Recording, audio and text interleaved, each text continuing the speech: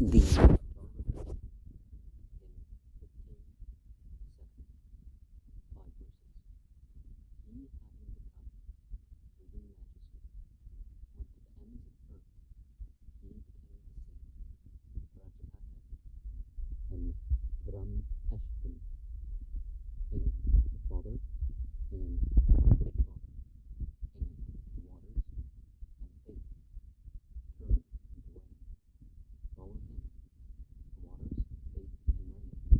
Approached him who possesses this kingdom, faith and sacrifice, and the world, having become food and nourishment, turn towards him.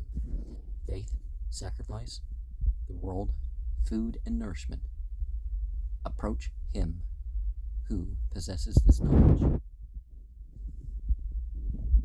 The essence of divinity makes the qualities by which it's known inherent before those things are brought into being.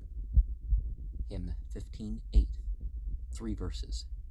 He was filled with passion. From him sprang the Rajanya. He came to the people, to kinsmen, food and nourishment. He who possesses this knowledge becomes the dear home of the people, kinsman, food and nourishment. And if you know something and identify with it, then become part of it in a way. In 15:9, he went away to the people, meeting and assembly, and army and wine followed him. He who hath this knowledge becomes the dear home of meeting, assembly, army, and wine.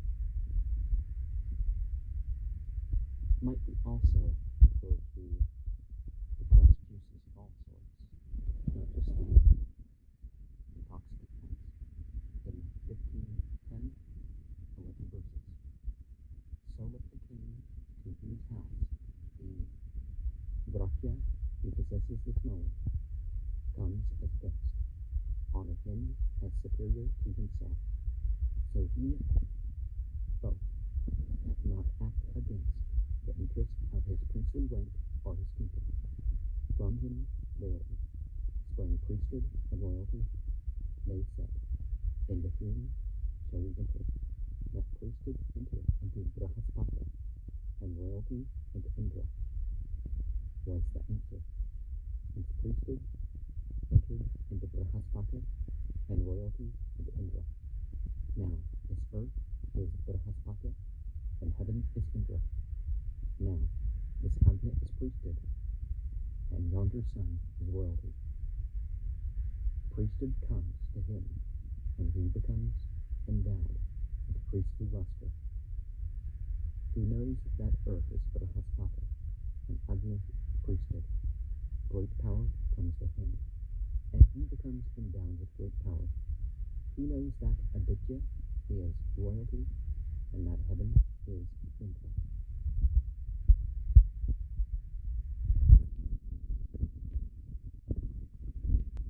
Of course, there would be more details in the mythology next upper classes.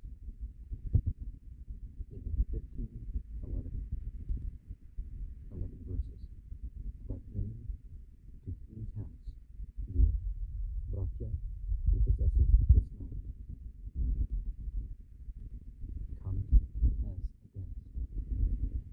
Rise up of his own accord to meet him and say, Vrakya, where didst thou pass the night? Vrakya, use water. Let them refresh thee. Vrakya, let it be as thou pleased. Vrakya, as thy wish is, so let it be. Vrakya, as thy desire is, so be it. When he says to his guest, where didst thou pass the night? He reserves for himself thereby the paths that lead to the gods. When he says to him, here is water, he secures thereby water for himself.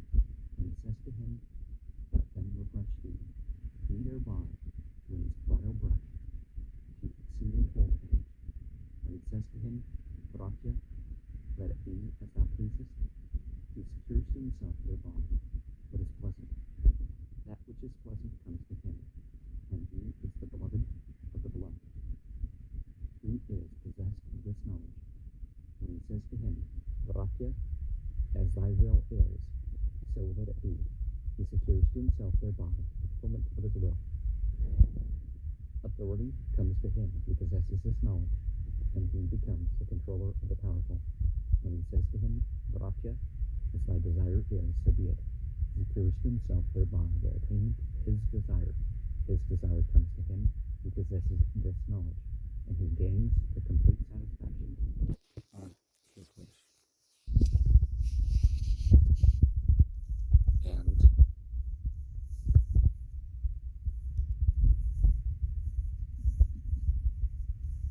it's all a detailed process that you need to work out the parts. Hymn 15, 12, 11 verses.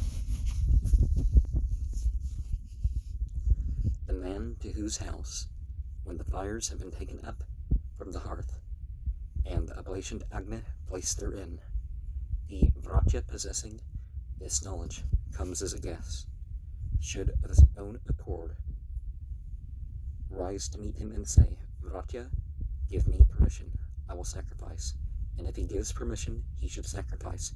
If he does not permit him, he should not sacrifice. He who sacrifices when permitted by the Vratya, who possesses this knowledge, well knows the path that leads to the fathers, and the way that leads to the gods, light beings. He does not act in opposition to the gods. It becomes his sacrifice. The abode of the man who sacrifices, when permitted by the Vratya, who possesses this knowledge, is long left remaining in this world. But he who sacrifices without the permission of the Vratya, who possesses this knowledge, knows not the path that leads to the fathers, nor the way that leads to the gods. He is at variance with the gods. He hath offered no accepted sacrifice. The abode of the man who sacrifices without the permission of the Vratya, who possesses this knowledge, is not left remaining in this world. Now, when I say it should be in reference to the Shemham Frosh or some other group of angels or whatever, I am not doing that in worship. I'm not using the Northern Semitic based mythology. I'm saying with that, but when you're in accord with ultimate divinity, all these devas, these lesser, what we call angels or whatever, the whole group of them, you're on their side.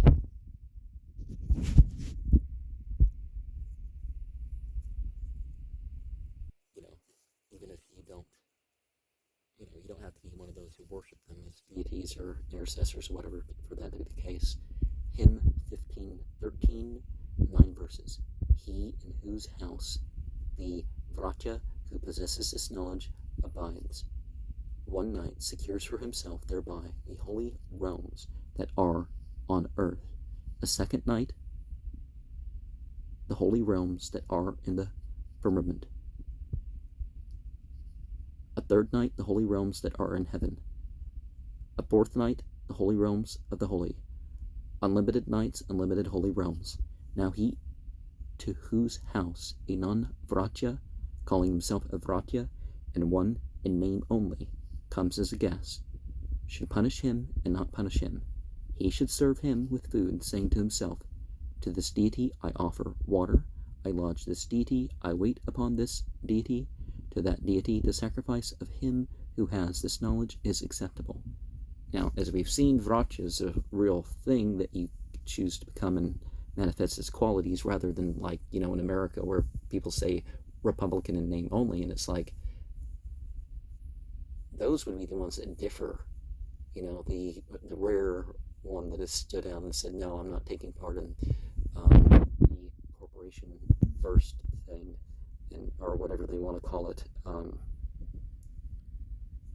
And as in verse 1, a second knight secures for himself thereby the holy realms that are in the firmament. A third knight secures for himself the holy realms that are in heaven. A fourth knight secures for himself the holy realms of the holy. Unlimited knight secures for himself thereby unlimited holy realms. It would have been easier if they just left in a couple words instead of dots, but hymn 15:14, 12 verses.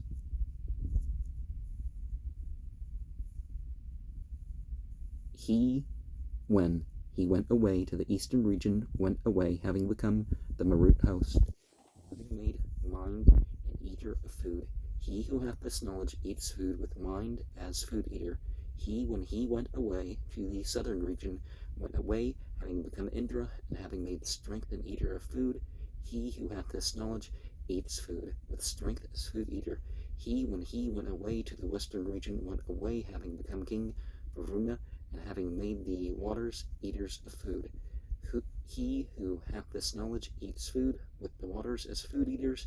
He, when he went away to the northern region, went away having become king Soma, and having made the 7 riches oblation, an eater of food.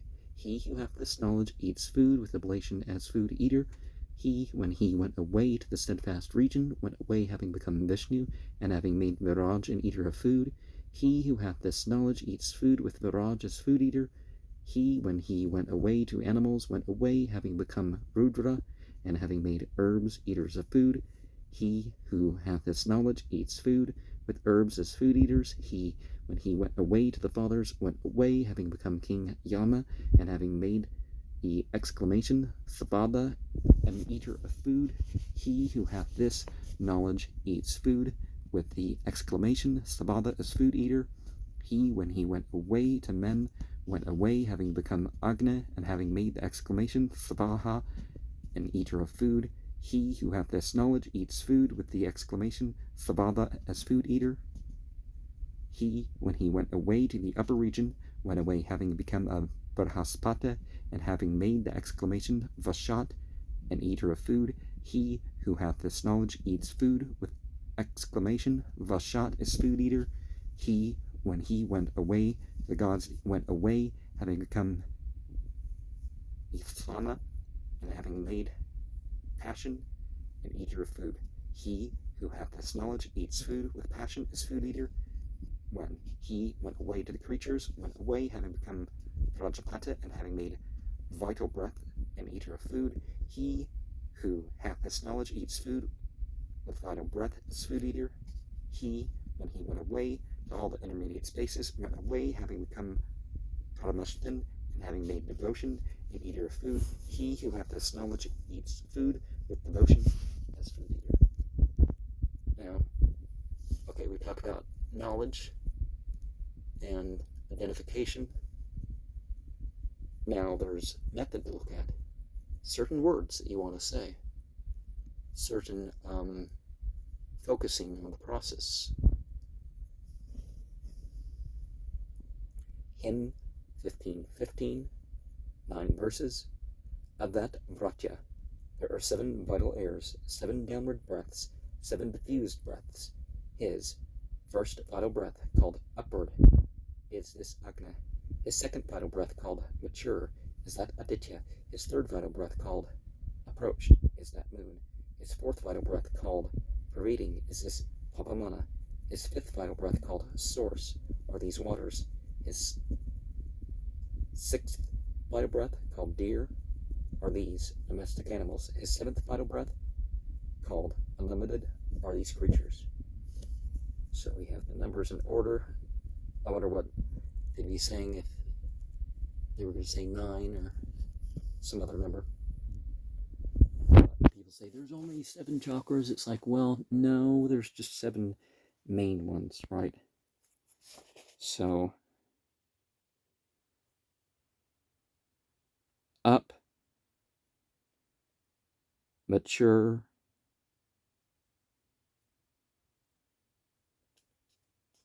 moon, pervading source.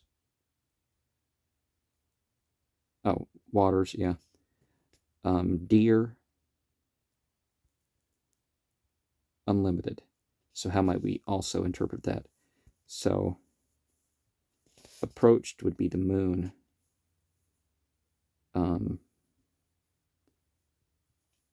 The sun would be mature, or aditya, right? Okay, fire. Fire's number one. Well, I guess we can consider this as a creation myth, but it doesn't kind of, because number 7 would be the creatures, right? Or maybe 6 would be the thing, and the human stage would come in at number 7. Hymn 15, 16. 7 verses. His first downward breath is the time of full moon. His second downward breath is the 8th day after full moon. His third downward breath is the night of the new moon. His fourth downward breath is faith. His fifth downward breath is consecration. His sixth downward breath is sacrifice. His seventh downward breath are these sacrificial fees. One of the things about the Metallica formula is that downward stroke. Sort of an excess in downward strokes is how so many of the things are played, especially after Dave Mustaine left.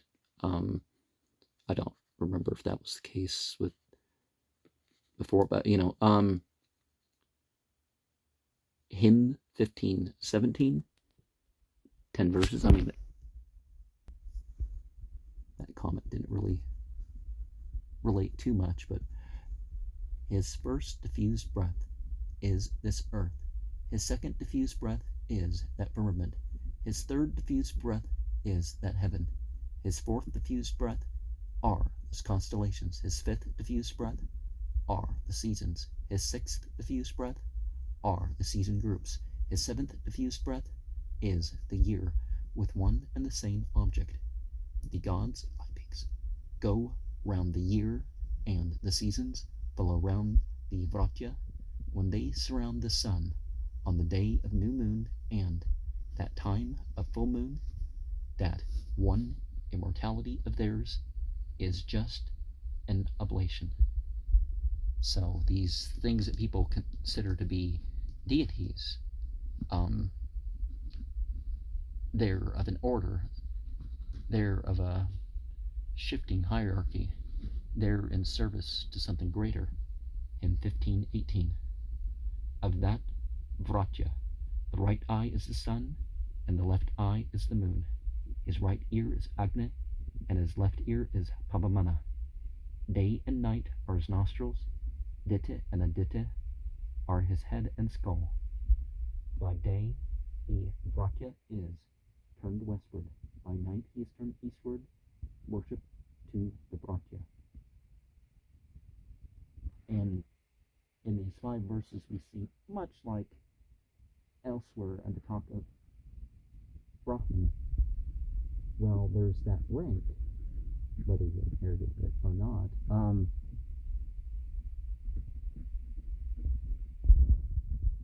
then there is the deity that we know by that rank.